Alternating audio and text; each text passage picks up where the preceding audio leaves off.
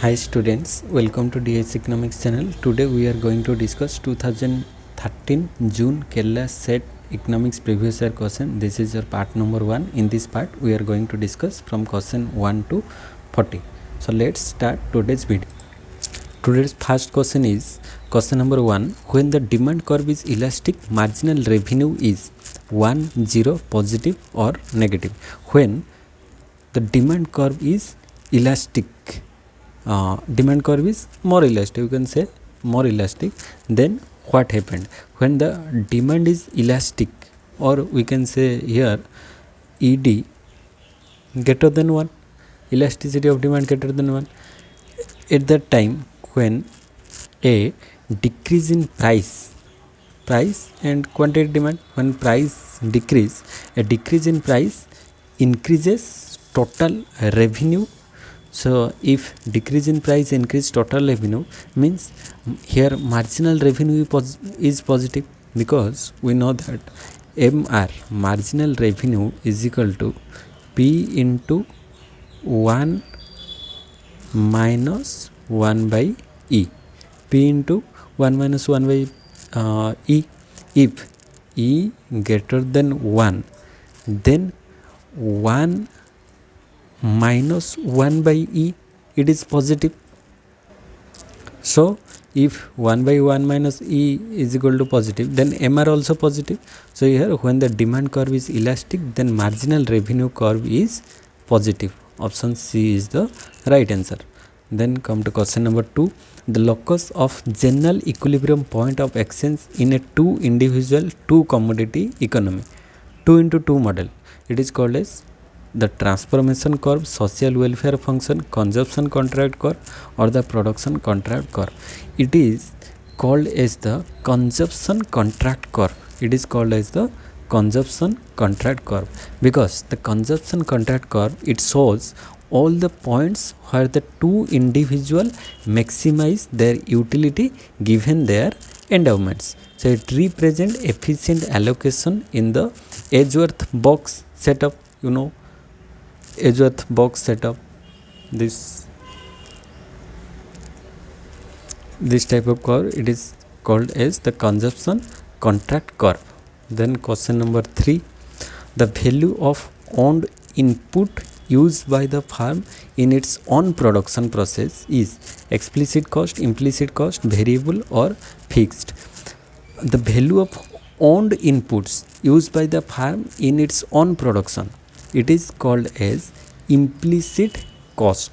Implicit cost, because implicit cost are the opportunity cost of using own resources, like owner's labor or owner's capital or owner's own land, instead of renting them out. So these costs do not involve direct payment. Here we don't pay to others, so it is called as implicit, and its opposite is explicit cost. When we hire labor or when we rent land, then the cost goes out, that is explicit cost. And fixed and variable, fixed means when the cost remains same for all the units production, and variable means when the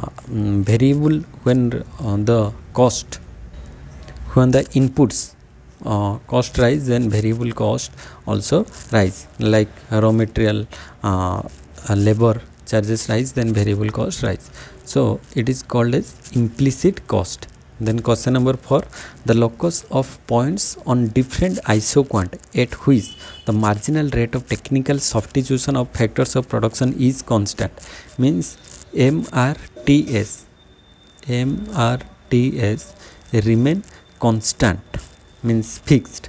MRTS become fixed. It is called as isocost or isocost line or expansion path or production function. It is called as isocost line. Option B is the right answer, because the isocost line connects points on different isoquants where the MRTS is the same.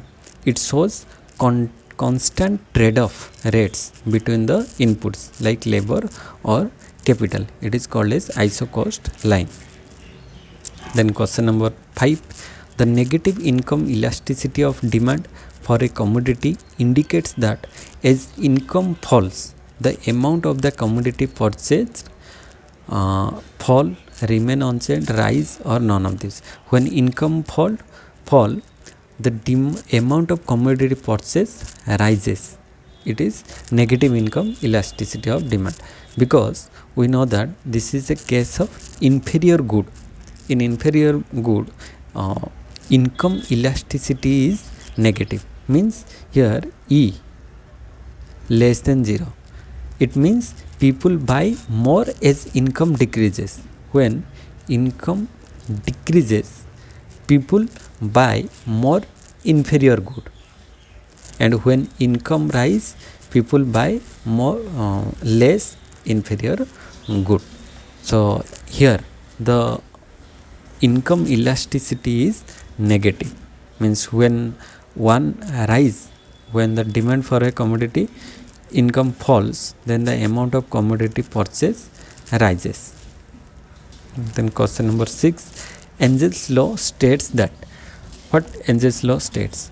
The proportion of total expenditure on food declines as family income rises. Yes, this is the right answer, because Engel's law says that as income rises, people spend a smaller percentage of it on basic necessities like food, even if actual food expenditure rises. So Engel's law, it states that the proportion of total expenditure on food declines as family income rises. When family income rises, the expenditure on food continuously declines. So option A is the right answer. Then question number 7. If input prices fall as more inputs are demanded by an expanding industry, the long run industry supply curve for the commodity will be negatively sloped, and it is a increasing cost industry, decreasing cost industry, or constant cost industry. It is called as a decreasing cost industry, option B, because in a decreasing cost industry, as output increases, input prices fall due to economies of scale or external economies. When output increases, then input price continuously fall due to economies of scale. So it leading to a downward sloping long run supply curve. Long run supply curve is continuously downward sloping, so it is decreasing cost industry. Then question number 8. According to contestable market theory, even if an industry has a single firm or only a few firms, it would still operate as if it were perfectly competitive if entry is prohibited, limited, absolutely free, or none. When entry is absolutely free, this type of situation arises, because contestable market theory suggests that even monopolies can behave like perfect competitors if entry and exit are free and costless. Even there are no barriers to entry, the threat of entry keeps prices competitive. So it is absolutely free. Then question number 9. X inefficiency is a degree by which the output of a commodity falls short of the maximum possible due to what? Due to lack of adequate motivation of the labor and management, lack of capital stock, lack of government regulation, or lack of adequate labors. X inefficiency is the degree by which the output of a commodity falls short of the maximum possible due to lack of adequate motivation of labor and management. Option A is the right answer, because X inefficiency arises when a firm does not use its resources efficiently, often due to lack of competitive pressure or poor motivation. So it is not about technology or resources, but internal slack. Then question number 10. In cobweb model, if the supply curve is less elastic than the demand curve, then it is the case of explosive oscillation, perpetual oscillation, damped oscillation, or unstable oscillation. It is damped oscillation. Option C. Because in a cobweb model, if the supply is less elastic than the demand, the price and quantity adjustment damped over time, leading to stability. So it is damped oscillation. Then question number 11, the regulatory commissions generally follow days under which a single uniform price or rate is charged in both the peak and off-peak periods. Marginal pricing, average cost pricing, marginal cost pricing. It is average cost pricing. The regulatory commission generally follows average cost pricing, under which a single uniform price of rate is charged in both the peak and off-peak periods. Because regulations often use average cost pricing to ensure uniform pricing, even if cost vary by time, like electricity at peak or off-peak. So this is the example. Then come to question number 12. When real income rather than money income is kept constant in drawing a consumer's demand curve for a commodity, will the demand curve be negatively sloped? Never, always, sometimes, often. So answer is yes. It's always negatively sloped, because when the real income is constant, then it is the example of Hicksian or compensated demand curve. The law of demand always holds. So the demand curve is always negatively sloped. Demand curve is always negatively sloped. Then question number 13, the formula of cost plus pricing is cost plus pricing. Cost plus pricing, P is equal to SC into 1 plus M, P is equal to ABC into 1 minus M, or P is equal to ABC into 1 plus M, or AC into 1 minus M. It is ABC into 1 plus M. Option C. Formula of cost plus pricing is P is equal to ABC into 1 plus M. Here in the cost plus pricing, price is set by adding a markup to average cost or AC. So formula P is equal to ABC into 1 plus, it is not ABC, SC into 1 plus M. Here AC means average cost and M means markup price. Here M is markup and P means price. So P is equal to AC means average cost into 1 plus M or 1 plus markup. So option A is the right answer. Then question number 14, the oligopoly model where each firm assumes that the other will keep its price constant. It is called as Botten model, Carnot model, Edgeworth model, or Stackelberg model. It is called as Botten model. Option A, Botten model, because in the Botten model each firm assumes rival prices are fixed and competes by changing its own price. This often leads to price war. So it is Botten model. Then question number 15, the situation where some people demand a commodity because other people purchase it. It is called as bandwagon, Veblen, snob. It is called as bandwagon effect, or otherwise called as demonstration effect.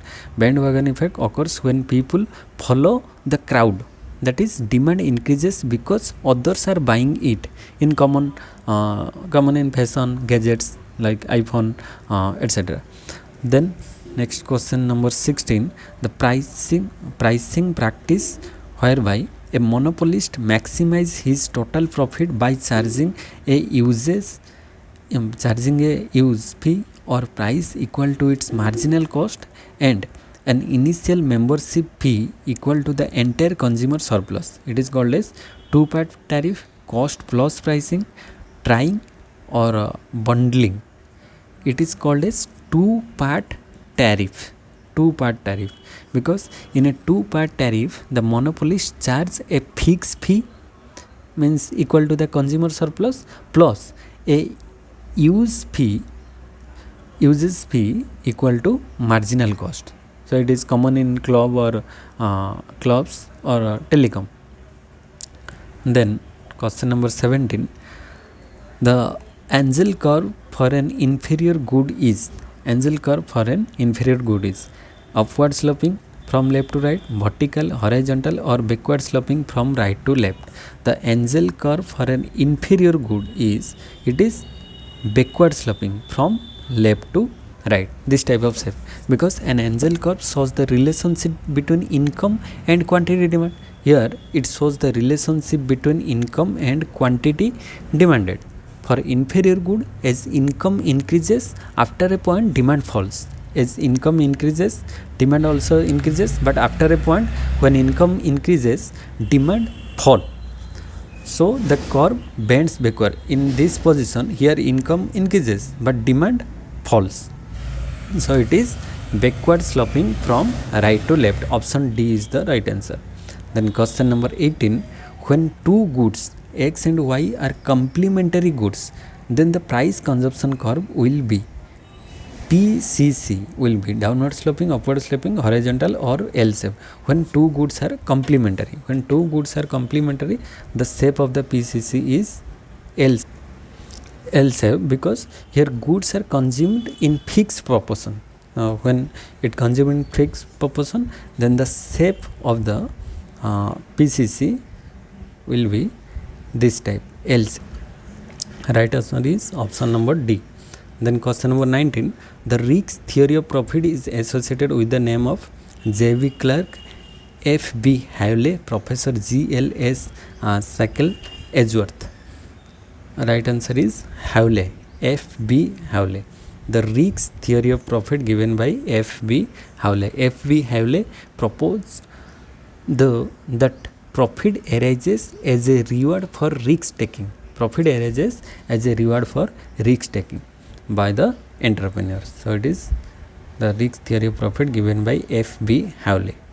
Then question number 20, when the supply of money remains constant, an increase in demand for money leads to. When supply of money remain constant, then if increase in demand, then demand for money, it leads to a fall in price, level of prices, or a decrease in the rate of interest, or an increase in the level of income and employment, and increase in the rate of interest. Here, when an increase in demand for money, it leads to, when demand for money increases, then the interest rate also increases, because according to liquidity preference theory, when money demand increases with a fixed money supply, the interest rate rises. So option D is the right answer. And question number 21, recessions are considered as coordination failure by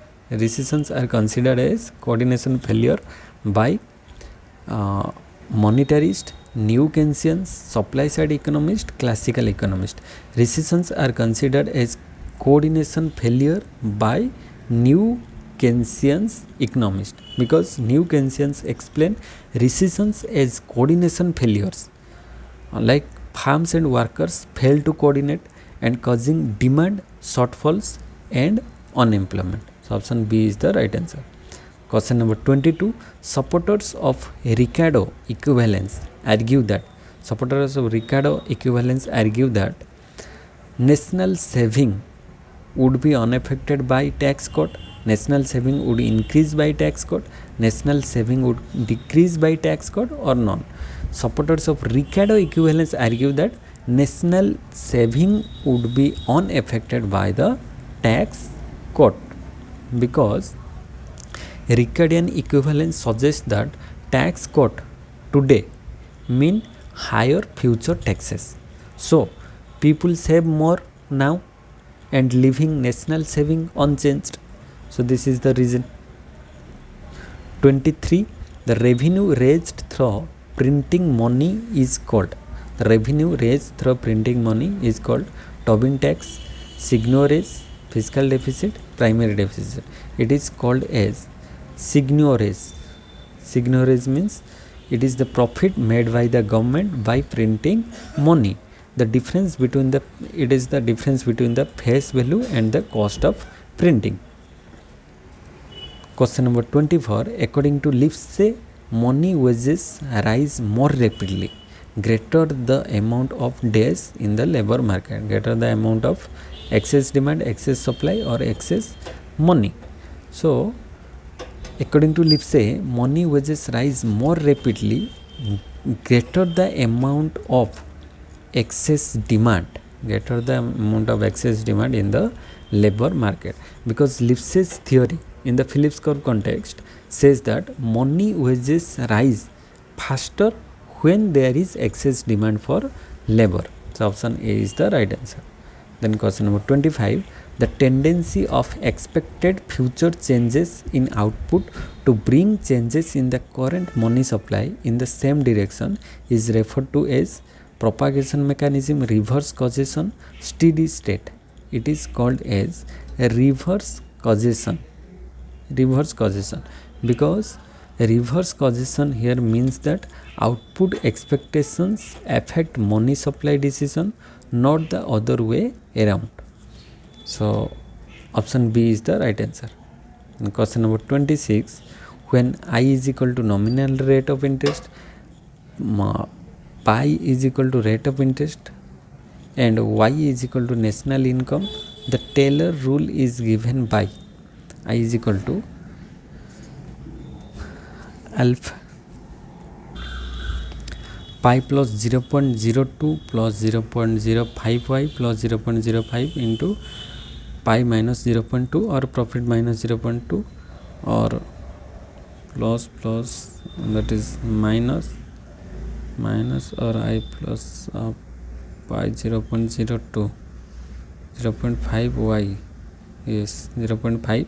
Yes, this is the right answer, option D, because here the Taylor rule formula is equal to I is equal to pi or profit plus r star plus 0.5 into pi minus r star plus 0.5 into y minus y star into y. So this means here pi, that is inflation, here it indicates inflation, then pi is equal to rate of inflation, then y is equal to output gap, and here 0.02 it is long run real interest rate. So Taylor rule is given by this. Then next question number 27. A part of the state deficit that would exist even if the economy were at its potential level of output: structural deficit, cyclical deficit, primary deficit or none. It is structural deficit. It is structural deficit because structural deficit is independent of the economic cycle, and cyclic deficit occurs due to fluctuation in GDP, gross domestic product. And question number 28. When the LM curve is flat, monetary policy is ineffective, perfectly effective, less effective or none. When LM curve is flat, then monetary policy is, when this is the LM curve, when LM curve is flat, here monetary policy is not effective. Here monetary policy is not effective, but fiscal policy is effective. And when LM curve is vertical, here monetary policy is fully effective, but at the horizontal position of LM curve, monetary policy is ineffective, because a flat LM curve implies a liquidity trap. This type of situation, it is called as the liquidity trap situation. Here interest rate is so low that changes in money supply doesn't affect output or interest rate, so it is ineffective. And question number 29. When the value of marginal propensity to save is low or MPS is low, then the IS curve will be vertical, horizontal, flat or steep. Here IS curve is flat, more flat, because when MPS low, or MPS means marginal propensity to save, or we can say marginal propensity to consume.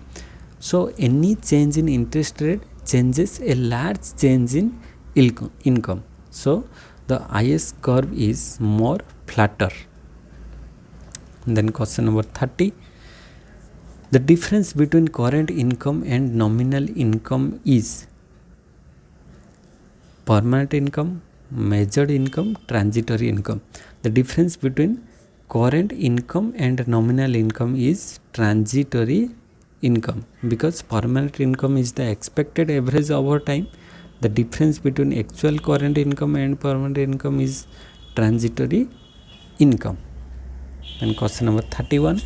The rate at which one country's currency trades for another country's currency, that is called as nominal exchange rate, real exchange rate, fixed exchange rate, or flexible exchange rate. That is called as nominal exchange rate. Nominal exchange rate means nominal exchange rate is the actual rate between two currencies. Suppose now our if we compare Indian rupee with US's dollar, then we can say approx value, suppose $1 is equal to India's rupee 80. So this is the exchange rate, and this is called as the nominal exchange rate. Here $1 value in USA is equal to 80 rupees in our country. So it is nominal exchange rate. Then a real exchange rate adjust for price inflation.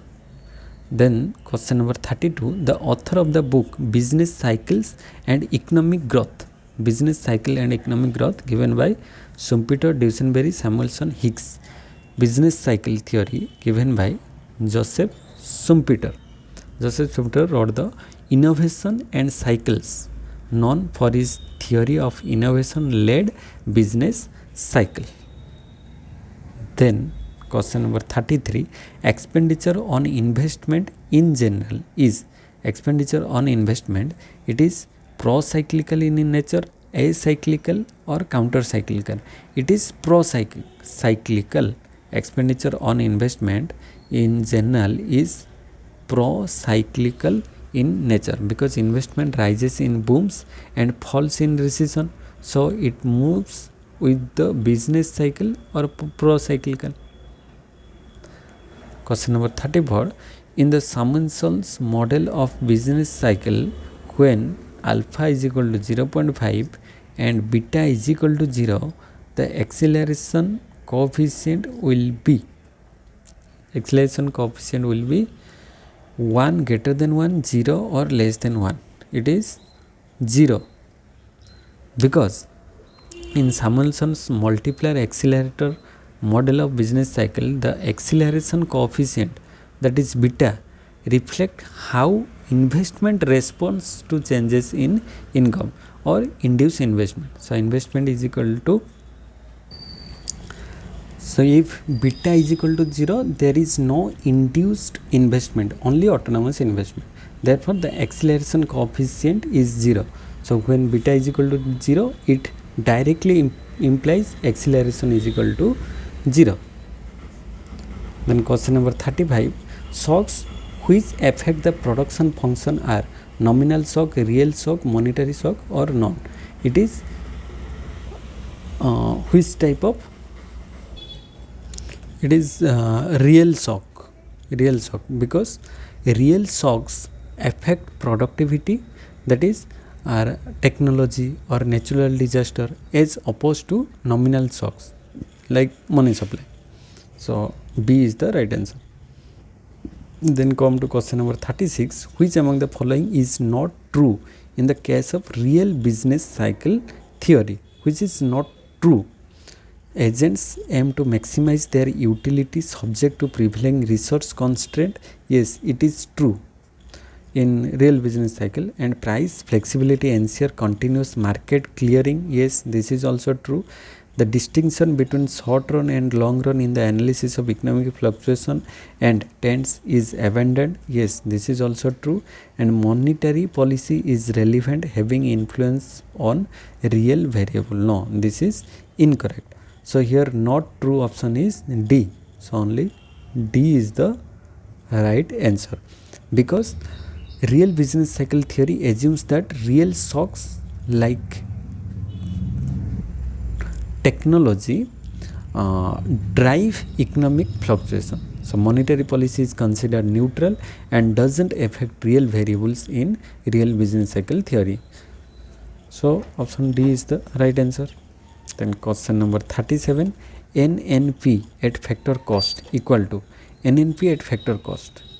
NNP is equal to GNP at market price minus depreciation, GNP at market price minus depreciation minus indirect tax plus subsidy, or GNP at market price minus indirect tax plus subsidy, GNP plus net factor income from abroad. We have to find out the value of NNP at factor cost.